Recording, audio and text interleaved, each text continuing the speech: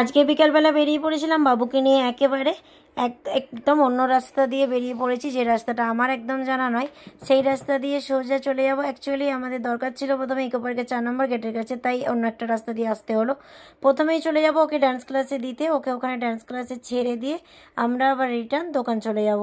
কারণ ওকে মানে এখন না শনি রবিবারটা খুব চাপের হয়ে উঠেছে, মানে শনি রবিবার যেদিকে দোকানও খুলতে দেরি হয়ে যায়, ওকে যদি ডান্স ক্লাসে দিয়ে একেবারে আবার বাড়ি এসে গুছিয়ে যাওয়া হয়, তাই একেবারেই আজ ভাবলাম 2-3 জনে রেডি হয়ে বেরোবো।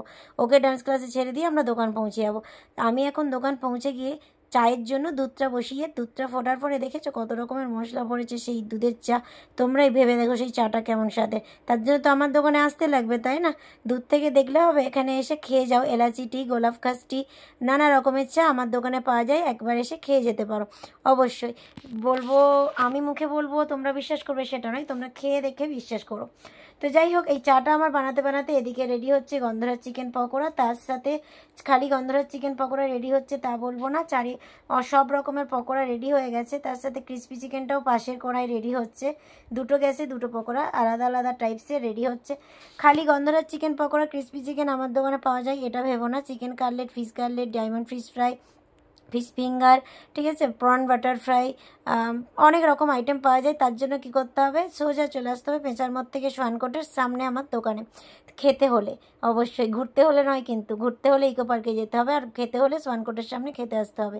আর আমি দোকানে অনেকক্ষণ কাটানোর পর বাবু হচ্ছে বাড়িতে রয়েছে, ডান্স ক্লাস থেকে দাদা দিয়ে এসেছে ওকে বাড়িতে, তাই আমিও উবের বুক করে বাড়িতে চলে যাচ্ছি।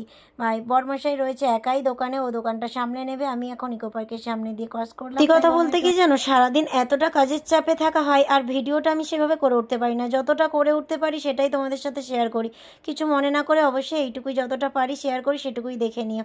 আমি করেছিলাম এটা পরের দিনের ভিডিওতে আমি চলে এসেছিলাম, যেটা আমার অর্ডার ছিল ডিমের মানে ভেজে একটা আমলেটের, সেটা হচ্ছে একটাই কাস্টমার নেয়, ডিম ভেজে ঝাল, পটল আলু সবজি, ডাল, আলু ভাজা আর ভাত, উচ্ছে ভেজেছিলাম তার সাথে।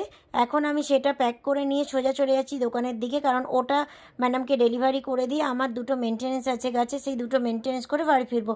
তার মানে সেই ফাঁকে বরমশাই দোকানের বাসন কালকের রয়েছে, সেই বাসনগুলো ও ধুয়ে নেবে। তার সাথে সাথে আরও কাজ রয়েছে, কারণ দোকানের সেটআপটা আমরা কিছুটা আজকে চেঞ্জ করবো ভেবেছি, সেটা তোমাদেরকে আমি আজকের বিকালের ভিডিওতে অবশ্যই শেয়ার করবো। দোকানের সেটআপ কী করলাম, কেন চেঞ্জ করলাম, কেন করছি, ঠিক আছে, সব অবশ্যই সবটাই বলবো পরের ভিডিওতে। আর এখন আমরা চলে এলাম আমি মেনটেন্স করে দোকানে।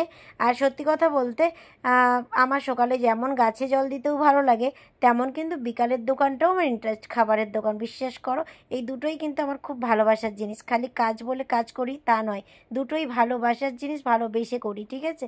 তো যাই হোক, এখন আমি যেখানে মেনটেন্সে এসেছিলাম, অপরাজিতা গাছটা তোমরা দেখলে, অপরাজিতা গাছটা কত সুন্দর হয়েছে তাই না? এটা আমার বর্মশাইয়ের বানানো একটা রিং, যার মধ্যে রিংয়ে অপরাজিতা একদিকে হোয়াইট আর একদিকে ব্লু রয়েছে, মানে বেগুনিটা রয়েছে, দেখতে খুব কিউট লাগছে। আর এখানে বর্মশাই লেবু গাছটা ফিট করেছে, আর আরও গাছ ফিট করেছে, দেখতে পাচ্ছ লিপস্টিক রয়েছে। আমরা সোজা লিফটে করে বাড়ি চলে যাবো, একদমই নয় বর্মশাইয়ের গাড়ি করে যাব। তো বাড়ি এসেই আমাদের খাওয়া দাওয়া কমপ্লিট, সেটা আর ভিডিওতে ধরা হলো না।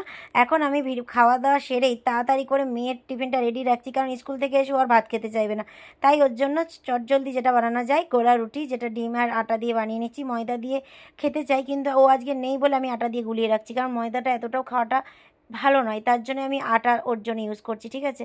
যা তাড়াহুড়ো করতে গেলে যা হয় অবস্থা, মানে কি করব, এদিকে ভিডিও করতে ইচ্ছা করে, এদিকে টাইমেরও অভাব, কি আর করবো। তোমরা একটু দেখে নিও, আর ভালো লাগলে অবশ্যই সাবস্ক্রাইব করে